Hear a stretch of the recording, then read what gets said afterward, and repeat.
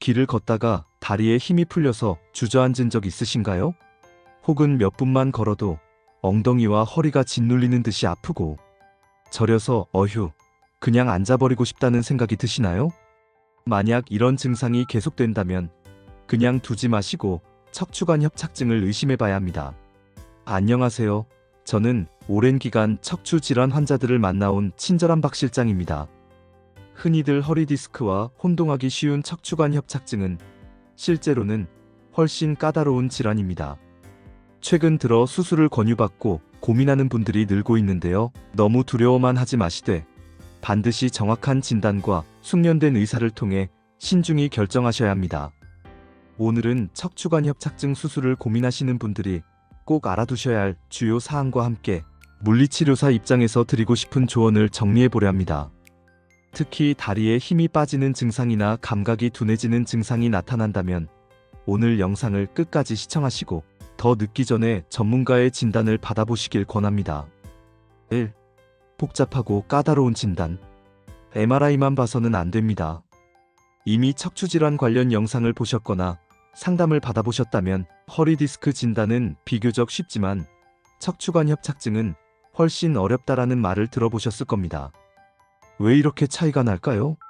원인 부위가 다양. 허리 디스크 경우 특정 디스크가 탈출되어 신경근을 압박할 때 다리에 나타나는 통증이 비교적 일관적입니다. 그래서 이 디스크가 문제가 있네요 하고 짚어내기가 비교적 쉽죠. 그러나 척추관 협착증은 척추 주변의 퇴행 범위가 넓고 디스크 후관절뼈, 근육 등 여러 구조가 복합적으로 문제를 일으킬 가능성이 큽니다. 또한 고령층에서는 척추 주변뿐 아니라 골반 고관절, 슬관절 등의 다른 관절 질환과도 뒤섞여 통증이 발생할 수 있습니다. 근육성 좌골신경통과 간별피력. 오래된 근육 뭉침 때문에 나타나는 근육성 좌골신경통이 있는 분들도 많습니다. 척추관 협착증에서 오는 좌골신경통과 단순히 오래된 근육 문제로 발생하는 신경통의 증상이 매우 비슷해 정확히 감별하지 않으면 불필요한 수술을 할 수도 있습니다. 협착증이 심해 보여도 통증이 없는 경우. 많은 연구에서 MRI상으로 척추관이 심하게 좁아져 있어도 통증이나 신경 증상이 전혀 없는 사람이 적지 않음을 보고하고 있습니다. 즉, 영상검사만으로는 협착증을 진단하기 어렵다는 사실을 꼭 기억해야 합니다. 이런 이유로 물리치료사 입장에서도 환자의 통증 양상과 기능장애를 면밀히 살피는 것은 물론 자세보행 패턴 분석, 관절 가동 범위 검사, 근력 검사 등을 충분히 시행하여 통증 원인을 찾아내려 노력합니다. 결국 오랜 상담과 진찰, 그리고 MRI를 비롯한 영상검사, 근전도 검사, 신경주사 반응 등 여러 근거를 종합해봐야 정확한 척추관 협착증 진단이 가능합니다. 만약 단순히 MRI에서 이렇게 좁으니 당장 수술합시다 하는 식이면 한 번 더 의심해 볼 필요가 있습니다. 2. 수술 범위와 방법, 의사마다 크게 다를 수 있습니다. 허리 디스크 수술은 잘만 하면 비교적 간단하다던데 협착증도 같은 거 아닌가요? 하고 질문하시는 분들이 많습니다. 그러나 실상은 전혀 다릅니다. 협착증은 수술 자체가 훨씬 복잡합니다. 왜 그럴까요? 어느 마디를 수술해야 할지 결정 자체가 까다롭다. 허리 디스크 수술은 문제가 생긴 디스크 한두 개만 제거하거나 레이저, 내시경 등으로 치료하는 경우가 많지만 협착증 수술은 어느 범위까지 감압 좁아진 척추관을 넓히는 작업해야 할지 의사마다 판단이 달라질 수 있습니다. 한마디만 할 수도 있고 두 마디 이상을 한꺼번에 할 수도 있으며 척추 불안정성이 동반됐을 경우엔 나사고정 유압술을 포함하기도 합니다. 감압술 vs 유압술. 감압술 신경을 누르는 뼈나 인대를 일부 제거하여 눌린 신경을 풀어주는 방법. 유압술 감압 후 불안정해진 척추뼈를 나사 등으로 고정하는 방법. 어떤 방식이 더 좋을지는 환자의 골밀도, 척추 불안정성 정도, 근력, 디스크 높이 등을 종합적으로 고려해야 합니다. 수술 결과의 편차가 클 수 있다. 앞서 말했듯 의사의 숙련도와 판단 기준이 매우 중요한 수술입니다. 수술 범위와 방식이 다르면 회복 속도나 예후도 달라지기 때문입니다. 그러므로 협착증으로 수술을 고민하신다면 반드시 협착증 수술 경험이 풍부하고 다양한 수술 기법에 능통한 의사를 만나는 것이 무엇보다 중요합니다. 3. 신경 증상이 심해지면 수술 시기를 놓치지 말아야 합니다. 물리치료사인 저 역시 환자분들께 가능하면 수술을 미루시고 보존적 치료, 운동치료, 물리치료, 신경차단 주사 등을 먼저 해보자고 자주 말씀드립니다. 그런데 협착증이 이미 상당히 진행된 상태, 즉 다리를 제대로 들 수 없고 감각이 둔해지며 멀리 걸을 수 없다 같은 심각한 단계라면 이야기가 달라집니다. 왜냐하면 협착증은 퇴행 구조가 자연 치유되기 어렵다.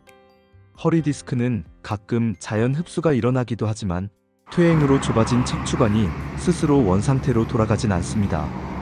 신경성 파행 증상. 시간이 지날수록 신경이 눌리는 정도가 심해지면 다리 힘이 점점 약해져 걷다가 그대로 주저앉는 신경성 파행이 나타납니다. 일부 환자는 감각이 둔해져서 통증을 크게 못 느껴 아프진 않으니까 괜찮아라고 오해하지만 이것은 신경 손상이 진행되고 있다는 위험 신호일 수도 있습니다. 신경 손상은 회복이 어려울 수 있다. 이미 오래도록 눌린 신경은 수술로 압박을 풀어줘도 완벽한 회복에 오랜 시간이 걸리거나 심하면 영구적인 기능 저하가 남을 가능성도 있습니다. 따라서 다리에 힘 빠짐, 감각 이상, 심각한 보행장애가 생겼다면 적절한 시점에 수술을 받는 것이 결과적으로 회복 가능성을 높일 수 있습니다. 4. 스테로이드 주사나 시술, 말기 협착증에는 효과가 떨어집니다. 아직 통증이 극심하지 않은 초기 협착증이라면 신경주사나 시술 등을 통해 증상이 어느 정도 호전될 수 있습니다. 허리와 골반 근육에 대한 물리치료를 병행하면 통증 완화 및 일상생활 속 기능 회복에 도움이 되죠. 그러나 문제는 이미 신경이 많이 눌려 다리에 힘이 약해지고 감각이 떨어지는 말기 협착증입니다. 2단계에서는 스테로이드 주사나 다양한 시술들을 해도 효과가 일시적이거나 아예 없을 수 있습니다. 며칠 좋아졌다가 다시 원점이네요. 아예 효과가 없더라고요. 이런 후기를 말하는 분들을 많이 보셨을 텐데 이는 협착증이 이미 심각한 수준으로 진행되어 있다는 뜻입니다. 그래도 몸에 칼 대긴 무서워서 라며 계속 주사와 시술만 반복하시는 분들도 있는데 너무 늦어지면 신경 손상이 더 진행되어 수술 후 회복이 더 어렵게 됩니다. 5. 협착증 환자를 위한 물리치료 운동. 신경유도 운동. 위 내용 이외에 물리치료사로서 특별히 소개해드리고 싶은 한 가지는 신경유도 운동입니다. 이 운동은 척추관 협착증으로 신경이 눌리고 있다면 해당 신경 경로를 부드럽게 이완과 긴장으로 반복 움직여줘 유착을 줄이고 통증을 완화시키는 것을 목표로 합니다. 좌골신경 유도 운동. 앉은 자세에서 한쪽 다리를 가볍게 들어 올려 무릎을 폈다가 굽혔다 하며 동시에 고개를 숙이거나 들었다 내립니다. 이때 아플 정도로 심하게 당기지 않고 가볍게 이완되고 긴장되는 느낌 정도에서 운동을 반복합니다. 신경 주행로가 부드러워지면서 통증이 줄고 다리를 움직이는 범위가 조금씩 편안해질 수 있습니다. 다만 신경유도 운동은 협착증 초기 혹은 수술 후 회복기에 보조적으로 시행하며 이미 통증이 극심하거나 다리에 힘이 안 들어가는 말기 증상이라면 무리하지 않아야 합니다. 심한 통증을 유발하거나 신경 증상을 악화시키지 않도록 반드시 물리치료사 또는 전문의의 지도를 받으셔야 합니다. 결국 정리하자면 협착증이라는 건 나이가 들면서 허리뼈 사이 길이 좁아져서 다리로 가는 신경이 압박받아 생기는 병입니다. 초기라면 주사나 물리치료, 적절한 운동으로 좋아질 수 있어요. 하지만 시간이 너무 오래 지나면 신경이 더 많이 손상되어 수술을 받아도 예전처럼 완전히 회복하지 못할 수도 있습니다. 그래서 수술할 시기를 적절히 잡는 것이 아주 중요해요. 수술을 한다면 의사마다 어디까지 수술할지, 어떻게 수술할지 달라질 수 있으니 반드시 경험 풍부한 병원에서 자세히 설명을 들으시면 좋습니다. 지금도 그러면 저는 당장 수술해야 하나요? 라고 궁금해하실 텐데 정답은 언제나 정밀 진단이 먼저입니다. 걷거나 앉아있을 때 다리, 허리, 엉덩이가 어디가 어떻게 아프거나 저린지, 그 원인이 정말 협착증인지 다른 관절 근육 문제인지를 면밀히 살펴야죠. 척추관 협착증은 시간이 갈수록 진행되면 일상생활이 점차 어려워질 수 있는 질환입니다.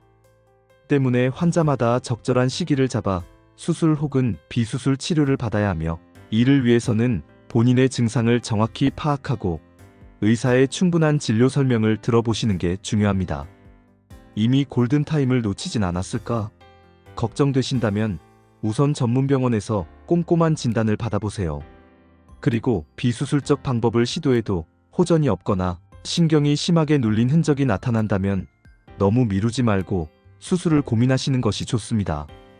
무엇보다 협착증 수술은 간단하게 결정할 수 없는 만큼 정보를 충분히 찾고 여러 전문가에게 의견을 구해보시길 권합니다.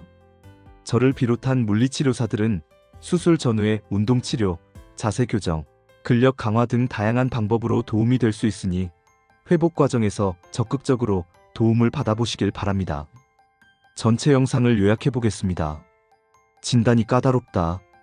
척추관 협착증은 MRI만으로 판단하기 어렵고 병력 임상 증상 검사 결과를 종합해야 정확한 진단 가능. 수술 범위와 방법이 의사마다 다를 수 있다. 협착증은 어느 마디를 수술할지, 감압술만 할지, 유압술을 할지 고령 환자의 상태를 감안해 결정해야 함.